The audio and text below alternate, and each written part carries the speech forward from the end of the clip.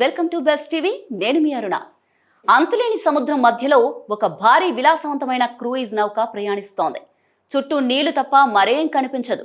వందలాది మంది ప్రయాణికులు ప్రకృతిని ఆస్వాదిస్తూ ప్రయాణిస్తున్నారు. కానీ అదే నౌకలో కనిపించని ఒక ప్రమాదం నెమ్మదిగా వ్యాపిస్తోంది.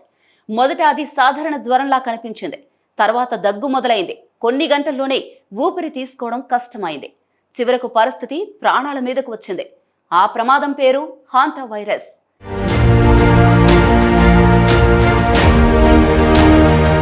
ఈ ఘటన జరిగిన నౌక పేరు ఎంవి హోండియస్. ఇది అర్జెంటీనాలోని ఉషుబాయా నుంచి అంటార్కిటికా వైపు బయలుదేరిన ప్రత్యేక నేచర్ ఎక్స్పెడిషన్ క్రూయిజ్. మంచుతో కప్పబడ్డ ఖండం, సముద్ర జీవులు, అరుదైన ప్రకృతి అందాలను చూపించే ఈ ప్రయాణం మొదట అందరికీ ఒక కలల ట్రిప్లా అనిపించింది. కానీ కొద్ది రోజులకే పరిస్థితి పూర్తిగా మారిపోయింది. ఏప్రిల్ మొదటి వారంలో ఒక వృద్ధ దంపతులు జ్వరం, దగ్గు లక్షణాలతో అస్వస్థతకు గురయ్యారు. మొదట ఇది సాధారణ ఫ్లూ అనుకున్నారు. కానీ కొన్ని రోజుల్లోనే వాళ్ళ పరిస్థితి ఒక్కసారిగా విషమించింది. ఊపిరి తీసుకోవడం కష్టమవుతూ తీవ్రమైన న్యూమోనియా లక్షణాలు కనిపించాయి. చివరకు ఏప్రిల్ 11న మొదటి మరణం నమోదైంది. అది కేవలం ఆరంభం మాత్రమే. తర్వాత అదే నౌకలో మరికొందరికి కూడా ఇలాంటి లక్షణాలు కనిపించడం ప్రారంభమైంది.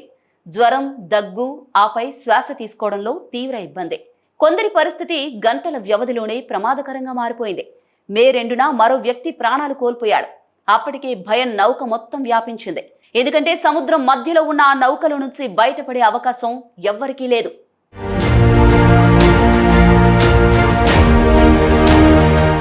ఈ పరిస్థితికి కారణంగా భావిస్తున్న వైరస్ పేరు హాంటా వైరస్. ఇది సాధారణంగా ఎలుకలు వంటి రోడెంట్స్ ద్వారా వ్యాపిస్తుంది. వాటి మూత్రం, విసర్జన లేదా లాలాజలంలో ఉండే వైరస్ సూక్ష్మ కణాల రూపంలో గాల్లో కలిసిపోతుంది. మనుషులు వాటిని శ్వాసలోకి తీసుకుంటే ఇన్ఫెక్షన్ వస్తుంది. మొదట ఫ్లూ లాంటి లక్షణాలే కనిపిస్తాయి. కానీ తర్వాత అది ఊపిరితిత్తులపై దాడి చేస్తుంది. తీవ్రమైన న్యూమోనియా, శ్వాసకోశ వైఫల్యానికి దారి తీస్తుంది. కొన్ని కేసుల్లో పరిస్థితి చాలా వేగంగా విషమిస్తుంది. సాధారణంగా హాంటా వైరస్ మనిషి నుంచి మనిషికి అంత ఈజీగా వ్యాపించదు.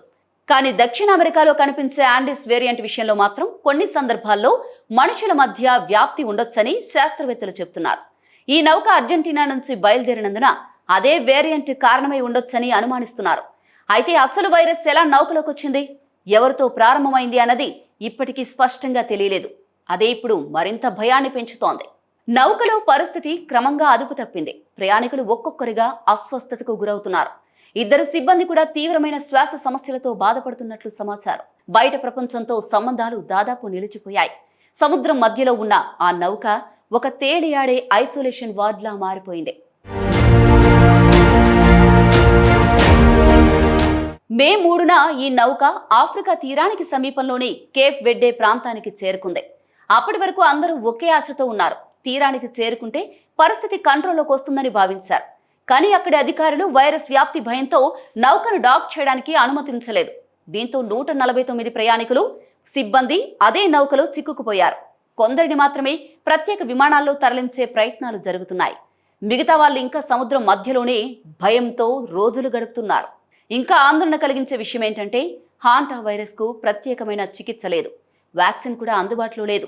డాక్టర్లు ప్రస్తుతం లక్షణాలను మాత్రమే నియంత్రించగలరు. పరిస్థితి తీవ్రమైతే వెంటిలేటర్ సహాయం తప్ప మరో మార్గం ఉండదు.